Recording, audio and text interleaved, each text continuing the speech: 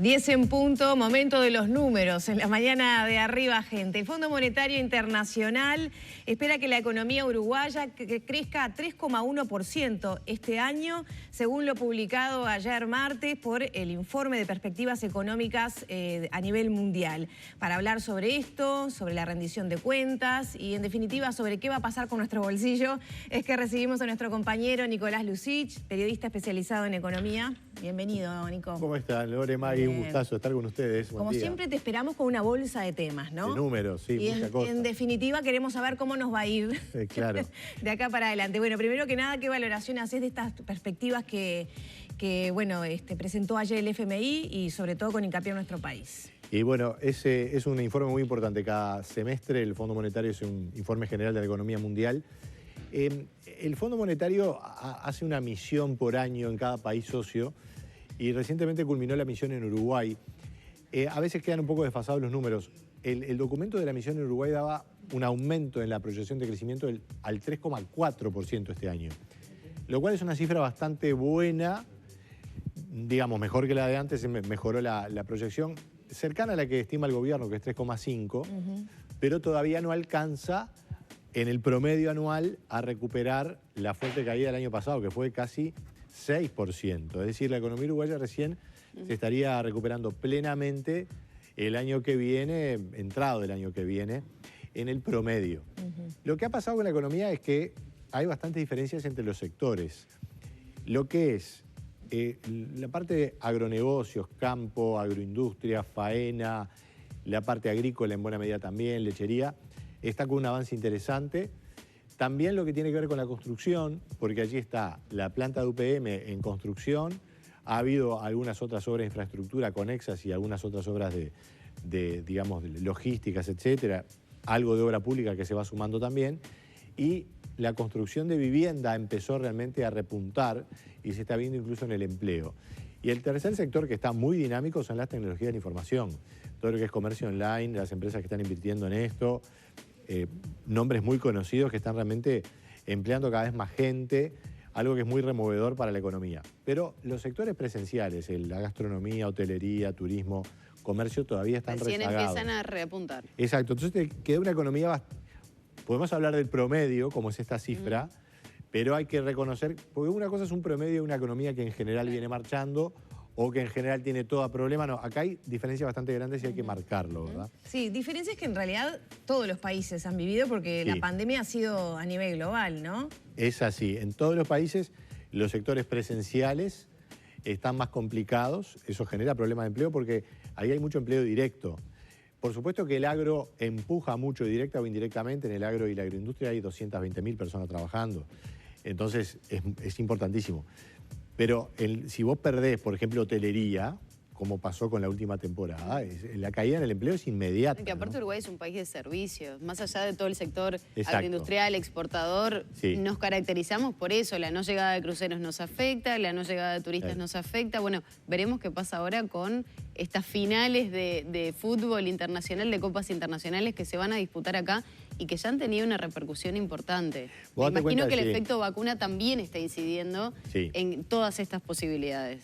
Bueno, allí estás introduciendo un tema. A ver, vos decías Uruguay es un país de servicios, sin duda es un país de servicios, turismo, la parte financiera que en su momento tuvo gran auge, ahora puede ser menos, pero es importante. Yo diría que efectivamente agro, turismo, servicios en general, la industria siempre es importante, aunque es bastante predominante la agroindustria.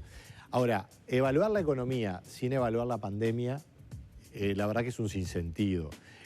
Por supuesto que en el análisis económico vamos siguiendo las variables de la economía, pero yo siempre soy muy cauteloso. Por ejemplo, ahora se compara Uruguay con Argentina y con Brasil.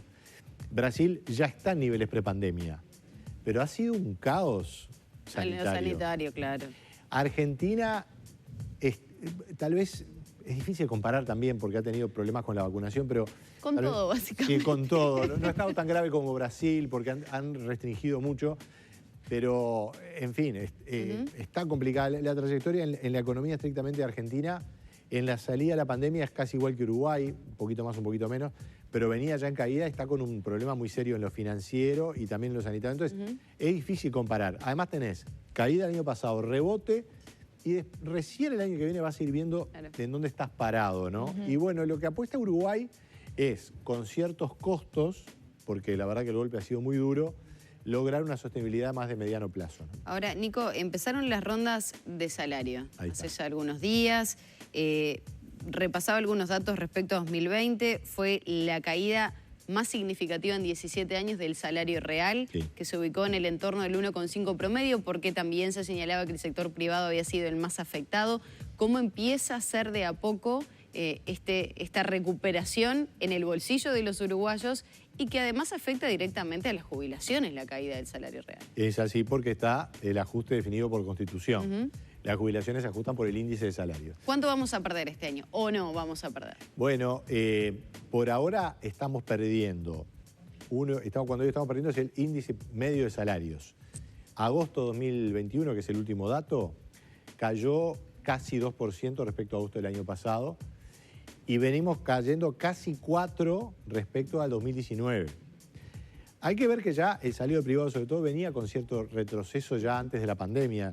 Porque la economía uruguaya, para pintarla, para que los televidentes, y aquí lo podamos tener en cuenta, había tenido un gran momento entre 2010 y 2014, básicamente, y después empezó a frenar, el crecimiento siguió avanzando, pero cada vez menos, y entre 2015, 2016 y 2019 casi que ni creció, hubo un empujecito, pero muy poco.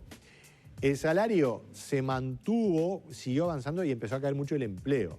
Entonces, cuando vos decís cuál es el ingreso en una familia en Uruguay, tenés que ver las dos variables, el empleo y el salario. El gobierno claramente ha definido priorizar el empleo. Y cuando decimos esto, ¿en base a qué lo hizo? En base a ajustes salariales acotados. El periodo puente, que fue con un ajuste del 3%, y en el sector público también un ajuste nominal que fue de 4 o del 5, no recuerdo bien, pero claramente por abajo de la inflación. Es decir, pérdida de salario real. Y eso genera ciertos ahorros reales en la administración estatal y ni hablar en lo que decías tú, Maggie, de las jubilaciones.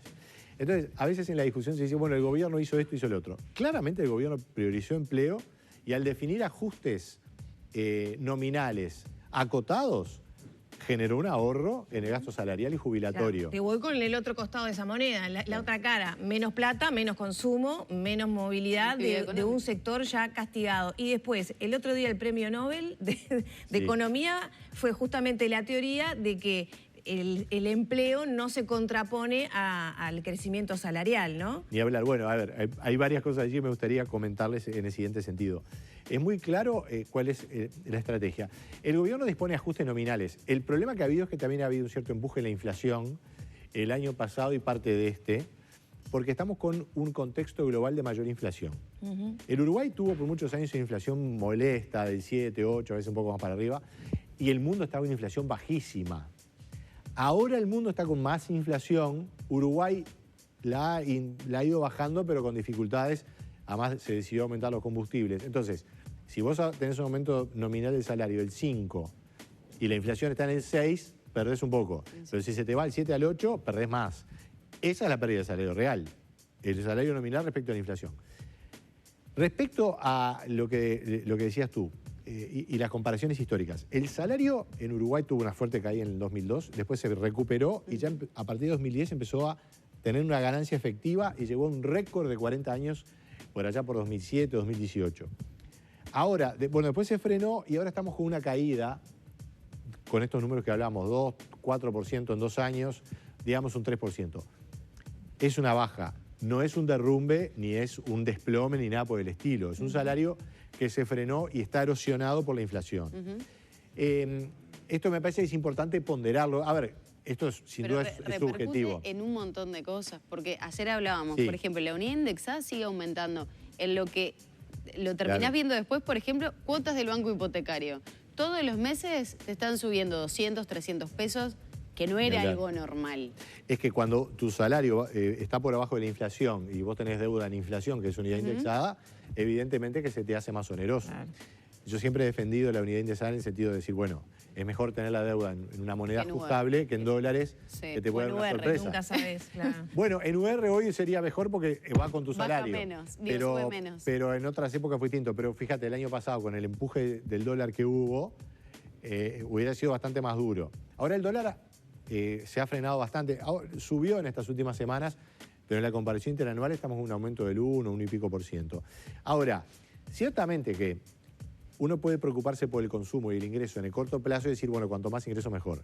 Pero ese ingreso de las personas y el salario tiene que tener a la larga un respaldo de productividad, producción y una economía que esté equilibrada y robusta desde la base.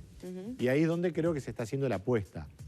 En el corto plazo estamos con esta erosión del salario, que es muy clara, y las cifras son las que estamos manejando. ¿Y cuándo arranca a repuntar? Y bueno, lo que está repuntando es el empleo.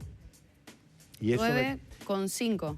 9,5 el desempleo, sí, y la tasa de empleo, que si se quiere es el indicador más importante porque es o sea, vos definís primero el empleo y después calculás el desempleo. Está llegando al 56, que es una tasa interesante. Yo miro mucho el número de personas. Ya estamos arriba de 1.600.000 empleadas. Ya es un nivel razonable y próximo o ya equiparando a lo prepandemia.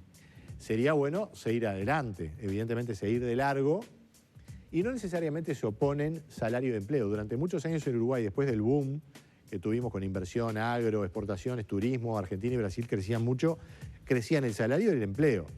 Ahora, cuando empieza a haber un cierto desfasaje en cuanto a la capacidad de la economía de crecer y salarios que pueden estar en términos relativos elevados, empezás a tener una erosión del empleo. El tema del Nobel es toda una discusión porque yo estuve escuchando alguna entrevista y decían, porque claro, los sectores empresariales muchas veces ante un aumento salarial, como puede ser el salario medio básico o el salario mínimo, dicen, bueno, ojo, una cosa es un aumento en un nivel razonable y otra cosa es un salario que esté totalmente fuera de foco. El premio Nobel que se dio esta semana lo aclaraba claramente. Dentro de los márgenes que se estableció en Europa y en Estados Unidos, no perjudicó el empleo. Y yo creo que en Uruguay básicamente tampoco. Puede ser que en algún sector ahí el salario siempre tiene que tener un reflejo en la productividad. Evidentemente uno, por un trabajo que puede tener determinada productividad, no puede pagar cualquier cosa. Los trabajadores, los sindicatos siempre pretenden más. Lo que hay que ver es el equilibrio entre salario y empleo. Se está recuperando el empleo, ese es el objetivo del gobierno, y hay que ver si empieza a haber una recuperación salarial yo no sé si este año, el año que viene tal vez. Bien, y ya así para cerrar, se viene un aumento de los combustibles, si uno mira, ¿no?, el precio internacional, y con esta nueva ecuación que se viene haciendo, ¿podría tener un empuje al alza la inflación? Ni hablar, es decir, el combustible, hay que ver ahora, cuando se incorporó ese factor X fue un salto fuerte. Ahora en la rendición de cuentas además se eliminó la obligación de mezclar con biodiesel, eso le va a implicar un cierto ahorro ANCAP. Entonces hay que ver ahí cómo queda la ecuación. Pero el aumento del petróleo es parte de esta inflación externa que se nos está viniendo, que se nos viene por el lado del petróleo, por el lado de la carne. Entonces, bueno, es un problema. El escenario externo, que Uruguay tuvo mucho mejor hace unos años atrás, después empezó a complicarse, hoy está más movido, sobre todo en la región.